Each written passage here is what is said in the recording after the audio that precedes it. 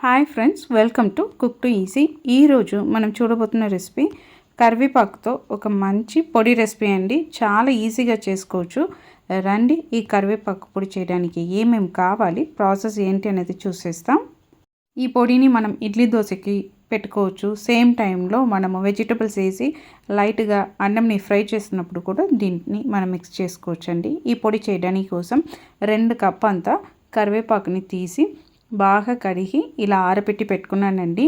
మీరు ఏ కప్లో కరివేపాకుని కొలత తీసుకుంటున్నారో సేమ్ కప్లో మిగతా అన్ని సామాన్ని తీసుకోవాలి. నేనైతే ఈ కప్లో 2 కప్పు కరివేపాకు అనేది తీసుకున్నానండి. రండి, ఇప్పుడు ఈ పొడి చేయడానికి ఏమేమి కావాలనేది చూసిస్తాం. కావాల్సిన అన్ని పదార్థాలు ఒక ప్లేట్లో రెడీగా పెట్టుకున్నామండి.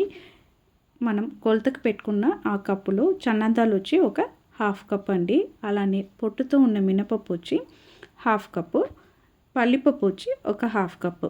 ఇవి 3 హాఫ్ కప్పు ఉన్నట్టు చూసుకోండి అండి. ఇలాంటి పొడి ఐటెం చేస్తున్నప్పుడు మనము పొట్టుతో ఉన్న మినపప్పు వాడామంటే అది పిల్లలకు చాలా మంచిదండి. ఇవి 3 తీసుకున్న తర్వాత పుట్నాలు 2 టేబుల్స్ తీసుకుంటున్నానండి. అలానే ధనియా వచ్చి 1 టేబుల్ స్పూను, నువ్వులు వచ్చి 1 టేబుల్ స్పూను, జీలకర్ర వచ్చి 1 టీ స్పూన్ అండి. మనకు ఒక చిన్న పీస్ అంత ఇంగువ, 1 టీ స్పూన్ అంత పసుపు, 10 నుంచి 15 రబ్బులు వెల్లుల్లి, చిన్న పీసు చింతపండు, మనం కారంకు తగినట్టు ఎండుమిరపకాయ, కల్లుపు, మనం ఉప్పుకు సరిపడా వేసుకోవాలండి. ఇవి అన్నిటినీ ఫ్రై చేయాలి. అలానే కరివేపాకుని కూడా ఫ్రై చేసి తీసుకోవాలండి. పొయ్యి మీద కడాయి పెట్టేసి దాంట్లో ఒక 1/2 టీ స్పూన్ అంత ఆయిల్ అనేది వేసానండి. ఈ ఆయిల్లో మనం తీసి పెట్టుకున్న చన్నదాలు అలానే పొట్టుతో ఉన్న మినపప్పు ఇవి రెండింటిని వేసి 30 to 40% మనము ఫ్రై చేసుకోవాలండి. ఈ విధంగా మనం ఫ్రై చేసుకున్న తర్వాత మనం తీసి పెట్టుకున్న పల్లిపప్పుని కూడా యాడ్ చేసుకోవాలి. పల్లిపప్పుని వేసి ఒక 30% ఫ్రై చేసుకున్న తర్వాత అండి మనం తీసి పెట్టుకున్న హోల్ ధనియా అలానే జీలకర్ర ఇవి రెండింటిని కూడా యాడ్ చేసి దాన్ని కూడా మనం ఫ్రై చేసుకోవాలి. ఈ అన్ని ప్రాసెస్ పోయి సిమ్లో పెట్టుకొని చేయాలండి. అప్పుడే మనం తీసుకుంటున్న పప్పులన్నీ లోపల వరకు మనకు ఫ్రై అయ్యి బాగా క్రిస్పీగా అవుతుంది. టేస్ట్ అనేది పొడి చేస్తున్నప్పుడు బాగుంటుందండి. ఇప్పుడు మనం వేసిన జీలకర్ర ధనియా 2 బాగా ఫ్రై అయిపోయింది. ఇప్పుడు మనం మిగతా సామాన్ని యాడ్ చేసుకోవాలండి. మనం తీసి పెట్టుకున్న పుట్నాలు వేసి ఒక 2 సెకండ్స్ పాటు ఫ్రై చేసిన తర్వాత అండి మనం తీసి పెట్టుకున్న నువ్వుల్ని కూడా యాడ్ చేసి పొయ్యిని ఆఫ్ చేసేయండి. ఈ పప్పులో ఉన్న వేడికే ఈ నువ్వులు అనేది బాగా ఫ్రై అయిపోతుందండి. ఇవి అన్నీ బాగా కలిసి మనకు నువ్వులు అనేది మనకు సౌండ్ వచ్చినంత వరకు ఫ్రై చేసుకొని దీన్ని ఒక ప్లేట్కు మార్చుకుంటామండి.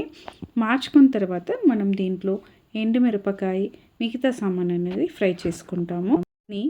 ప్లేట్కి మార్చిన తర్వాత ఒక 1/2 టీ స్పూన్ అంత ఆయిల్ వేసి మనం తీసి పెట్టుకున్న ఇంగువని ఆయిల్లో బాగా ఫ్రై చేసుకోవాలండి. ఈ విధంగా ఫ్రై చేసుకున్న ఈ ఇంగువని సెపరేట్గా ప్లేట్కు తీసుకోండి.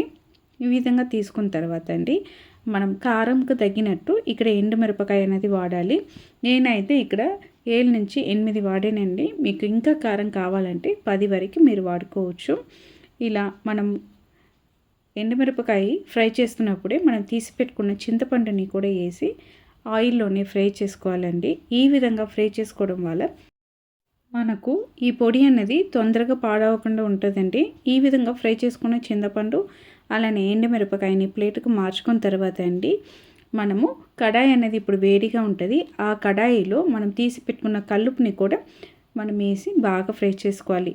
ఈ కల్లుపుని ఇలా ఫ్రై చేయడం వల్ల మనకు ఉప్పు అనేది ఫ్రై అయిపోతుంది కాబట్టి మనకు పొడి అనేది చాలా రోజు నిల్వ ఉంటుందండి. ఇప్పుడు ఈ కల్లుపుని కూడా మీరు పప్పులతో సహా వేసి ఆరడానికి వదలాలి.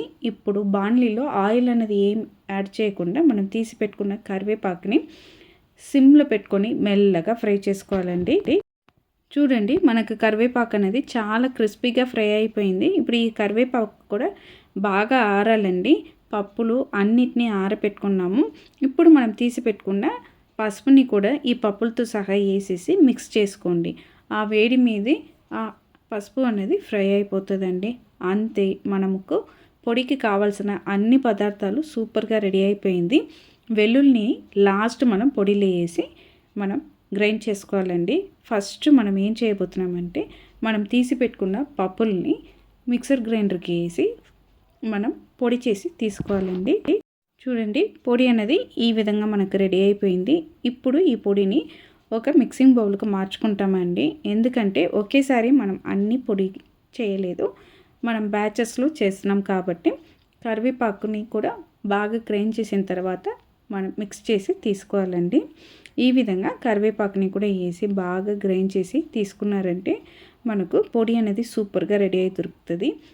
చూడండి, కరివేపాకు మొత్తం వేసి ఈ విధంగా మనకు పొడి అయి వచ్చిన తర్వాత అండి లాస్ట్గా మనము తీసి పెట్టుకున్న వెల్లుల్లి ఉంది కదండి, ఆ వెల్లుల్లిని కూడా వేసేసి పల్స్ మోడ్లో ఒక 2 సారి పల్స్ చేసి తీసుకున్నారంటే మనకు ఆ వెల్లుల్లి అరోమాతో చాలా సూపర్గా కరివేపాకు పొడి అనేది రెడీ అయిపోయిందండి.